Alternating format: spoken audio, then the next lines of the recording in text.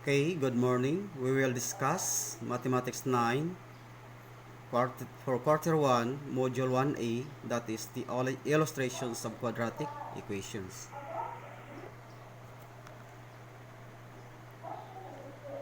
Okay, quadratic equation in one variable is a mathematical sentence of degree 2 that can be written in the standard form ax squared plus bx plus c is equals to 0, where a, b, and c are real numbers and a is not equal to 0. In this equation, ax squared is the quadratic term, bx is the linear term, and c is the constant term. Okay, mayroon tayong example dyan. 2x squared plus 6x minus 3 is equals to 0. Okay, lipat natin para mas clear. 2x squared plus 6x minus 3 is equals to 0. Sa equation na ito, or in this equation, or the quadratic equation, is in standard form. Nasa standard form na siya. Bakit? Dahil yung variable natin na x, ang kanyang exponent ay 2, nandun siya sa first, na isulat sa first term, then pababa ang exponent ng ating variable na x. Kaya matatawag natin siyang nasa standard form. Isa pa, yung nasa right side of the equation ay 0 na lang. Kailangan 0 ang magkita dito sa right side of the equation. Yung right side of the equation, mula dito sa ang pagitan nila is itong equal sign. Lahat ng nandito banda, that is the right side of the equation. At saka nandito naman yung ating left side of the equation. Okay, in this case, pwede na nating identify ang value ng ating a, b, and c.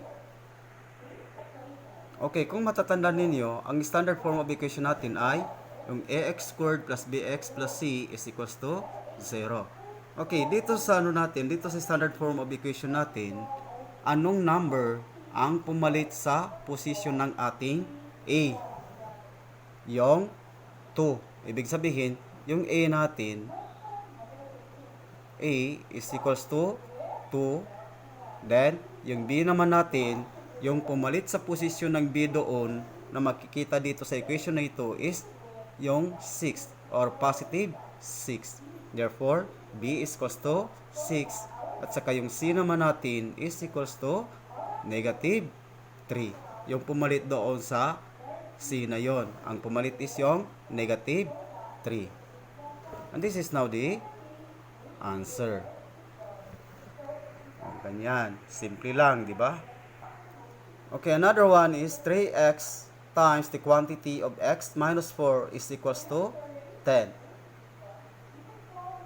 Hindi sa quadratic, no, kung titingnan ninyo, dahil walang exponent dyan na to. Pero kung i-perform natin ang kanyang indicated operations, that is multiplication, doon natin masabi kung talaga bang hindi sa quadratic equation. Okay, tingnan natin. By distributive multiplication, we need to multiply 3x times x is equals to 3x squared. Bakit? Dahil kapag nag-multiply ka ng magkaparehong letra, a plus mo ang kanyang exponent. It is understood na mayroong 1 dito. Then, 1 plus 1 equals 2. Then, next, 3x times negative 4 is equals to negative 12x, which is equals to 10. Which is equals to 10. Ngayon, nasa quadratic equation pero wala siya sa standard form of equation. Dahil yung nasa right side of the equation natin ay mayroon pa siyang constant or number na makikita. Kailangan 0 na lang yung makikita dito. So, anong gagawin natin para mawala yung 10 dyan? Ililipat natin doon sa left side of the equation. From right side of the equation, ililipat natin papunta doon sa left side of the equation.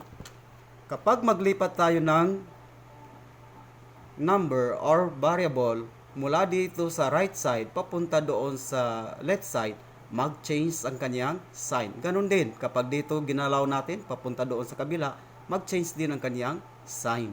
Kaya ang mangyayari, magiging 3x squared minus 12x, yung positive 10 magiging negative 10, then is equals to 0. Dahil wala nang natitira dito sa right side of the equation. Okay, nasa standard form of equation natin. Kaya, pwede na nating identify ang value ng ating A is equals to yung 3, then yung B naman natin is equals to negative 12, then C is equals to negative 10. Okay, this is now the answer. Madali lang, di ba? Okay, another one.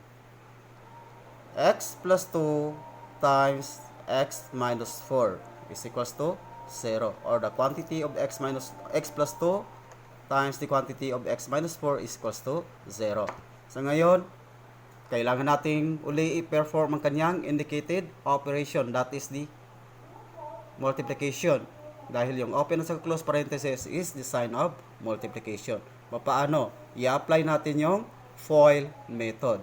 Kung matatandaan ninyo yung FOIL, that is the first term times first term, then outer term times outer term, then inner term times the inner term, and last term times the last term. Okay, ito yung first term natin.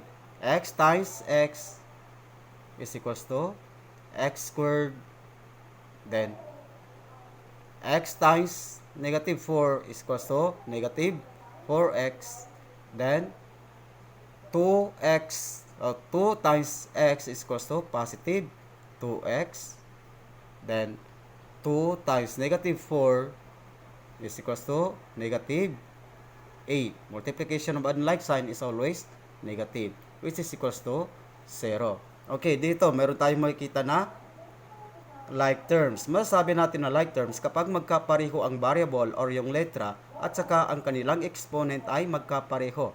Itong x na ito ay magkapareho sila ng x at saka magkapareho din ng kanilang exponent. Therefore, i-combine natin yan. Kapag sinabi natin na i-combine, i-plus, okay, magiging x squared, yung negative 4 plus 2x, kapag i-plus natin yan, dahil nag-plus tayo ng magkaibang kanyang sign, i-minus natin. Pwede nating sabihin na 2 minus 4 or negative 4 plus 2. Okay, minus natin. 2 minus 4, mas malaki yung 4 kaysa sa 2. Therefore, magiging negative 2. Then, ikukopya na lang yung variable na x. Then, negative x is equals to 0. Okay. Again, this is now in the quadratic equation at saka nasa standard form of equation. Pwede na nating i-identify ang value ng ating A, B, and C. Yung A natin is equals to, okay, makikita ninyo dyan, walang number. Since walang number, it is understood na mayroon siyang numerical coefficient na 1. Then, B is equals to negative 2 and C is equals to negative 8. This is now the answer. Number or another one example, 2x times x plus 5 is equals to 0. Then again, distributive multiplication, 2x times x equals 2x squared. Then 2x times positive 5 is equals to positive 10x, which is equals to 0. Okay. In this case, makikita ninyo yung yung equation natin ay quadratic equation pa rin. Kaso lang, wala ang c dyan, wala yung number na nag-iisa, wala siyang katabing, na walang katabing variable. Therefore, yung quadratic equation natin dito ay walang c. Pwedeng mangyari na walang c, pwedeng mangyari na wala ang b. Pero dito, ang nawala ay yung ating c. Since nasa standard form, pwede natin hanapin ang kanyang A, the value of A, that is 2, yun. Then, the value of B is equals to positive 10, and C is 0, dahil wala tayong C dyan. Okay. Okay, another one. 2 times the quantity of x squared minus 6 is equals to 0. Then, i-times natin, distributive multiplication again, then 2x squared, then 2 times negative 6 equals to negative 12, which is equals to 0. Okay, dito, nasa standard form dahil yung dito na side is 0 at saka yung term natin na mayroong squared ay nandun sa first term. Ang nawala is yung sa second term, yung value ng ating b.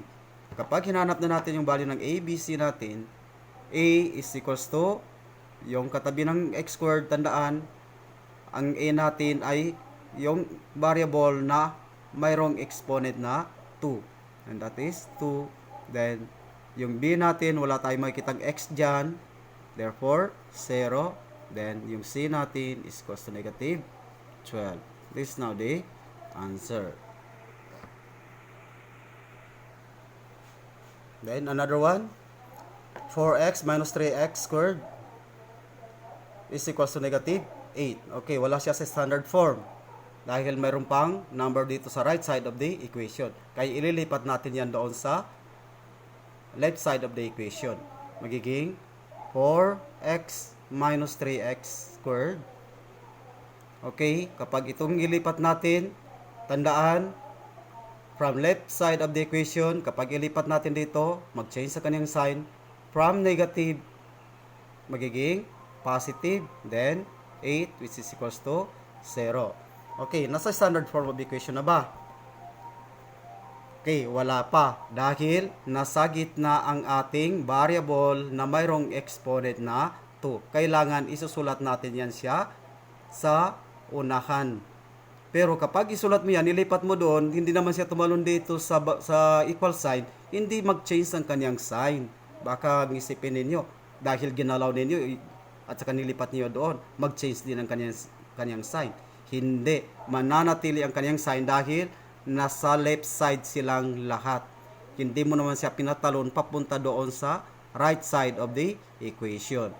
Then, magiging negative 3x squared. Ito, that is understood na positive. 4x, then, plus 8 is equals to 0. Then, identify natin yung value ng ating a. A is equals to negative 3, then B is equals to positive 4, and C is equals to positive 8. This is now the answer.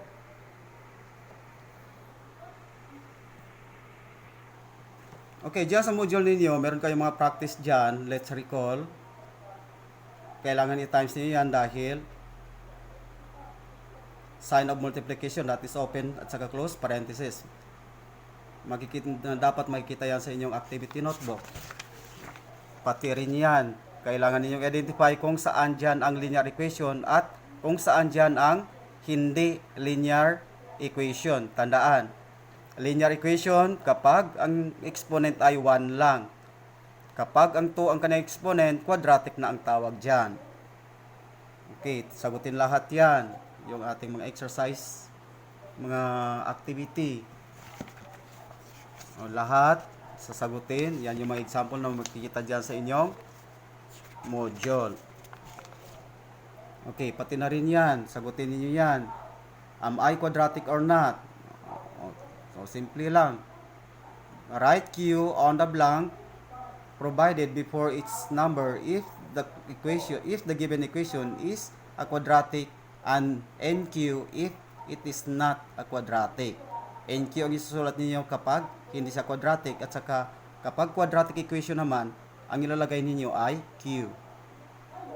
Then, set me to standard. Gagawin muna ninyo siyang standard form. Isusulat muna ninyo yung standard form. Pagkatapos yung isusulat na standard form, dyan sa blank, then i-identify ninyo kung what is the value of A, B, and C. O, hanggang dito sa next page, sa likuran. Okay, sagutin lahat yan. Then, don't forget, yung assessment, sagutin din ang ating assessment. Kailangan makikita yan sa inyong activity notebook. Okay, additional activity. Gawin din niyo yan. At saka yung notebook ninyo, pagkatapos yung sagutin, maglagay kayo ng space na dalawang page. Pwede yung, okay, dito sa natin, yung ginawa kong example sa inyo, na ganyan ang pagsagot ng mga ninyo, yung sa pretest ninyo, kailangan ganyan. Makikita riyan, na-forward ko na sa inyo. Maglagay kayo ng blank space na para sa inyong quiz. Pwedeng dalawang dalawang page yan. Ito at saka dito. Or isang buong page talaga na blanco para sa inyong quiz. Okay, that's all for today. Good morning again and good luck.